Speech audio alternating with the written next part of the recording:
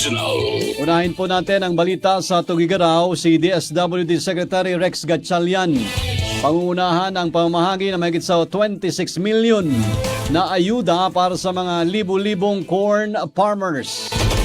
Katropa natin sa balita, Michelle Oryo ng XFM Tugigaraw.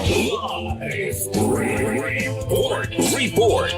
Aabot sa mahigit 26 na milyong emergency cash assistance ang nakatakdang ipamahagi sa 2,630 corn farmers sa lungsod ng Tuguegarao bilang bahagi ng ayuda para sa mga magsasakang naapektuhan ng pagbaba ng presyo ng mais at iba pang suliranin sa sektor ng agrikultura. Batay sa impormasyon mula sa City Social Welfare and Development Office or CSWDO, bawat kwalipikadong benepisyaryo ay makakatanggap ng tig 10,000 pesos sa ilalim ng programang pangungunahan ng Department of Social Welfare and Development katuwang ang City Agriculture Office at CSWD. Isinasagawa na rin ang profiling at validation ng mga benepisyaryo upang matiyak na ang ayuda ay mapupunta lamang sa mga lehitimong miyembro ng mga organisasyon ng corn farmers sa lungsod, kabilang sa mga unang isa sa ilalim sa verifikasyon ang mga magsasaka mula sa Barangay Linao East, Linao Norte at Linao West. Ayon sa mga kinauukulan, kabilang ang Tuguegarao sa 5 lugar sa lalawigan ng Cagayan na unang makikinabang sa naturang programa. Nakatakdang isagawa naman ang unang bugson ng pamamahagi sa Mayo 22 para sa 13 barangay habang susundan ito ng second batch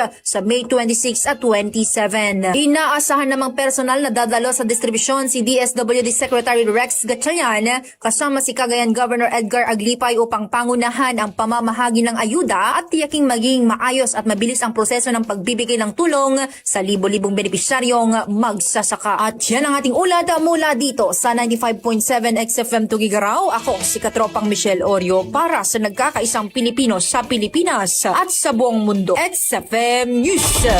Cellphone Plus Gold, mapalit sa mga butika sa inyong lugar.